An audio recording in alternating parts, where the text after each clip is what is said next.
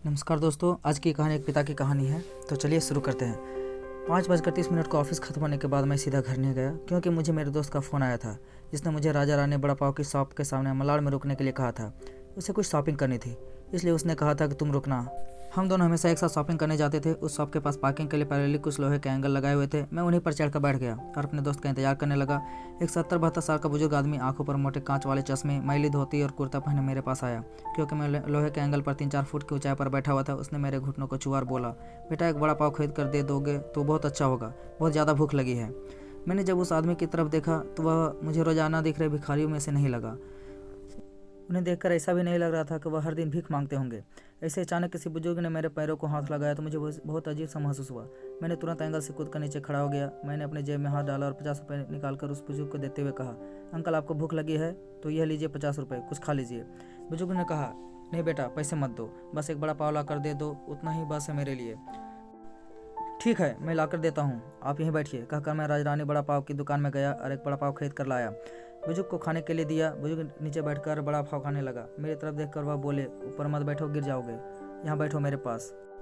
कोई साथ बैठेगा तो मुझे भी दिमाग अच्छे से खा पाऊंगा।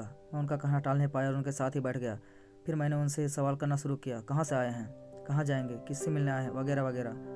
मैं नागपुर से आया हूँ, एक छोटे से गाँव में रहता हूँ। यहाँ मुंबई में मेरा तुम्हारी जितनी उम्र का एक बेटा है, एक बड़ी कंपनी में इंजीनियर है, उससे मिलने आया हूँ। 2 साल पहले उसकी शादी हुई, लव मैरिज।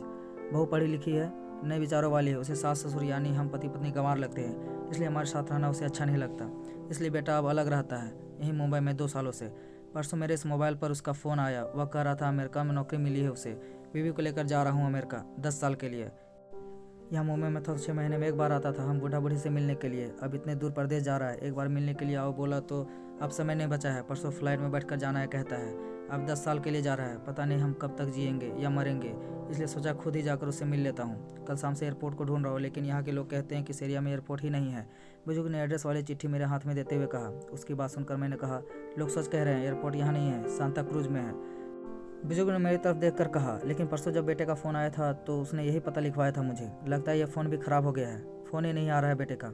मैंने बताया कि उससे मैं मिलने आ रहा हूँ मुंबई।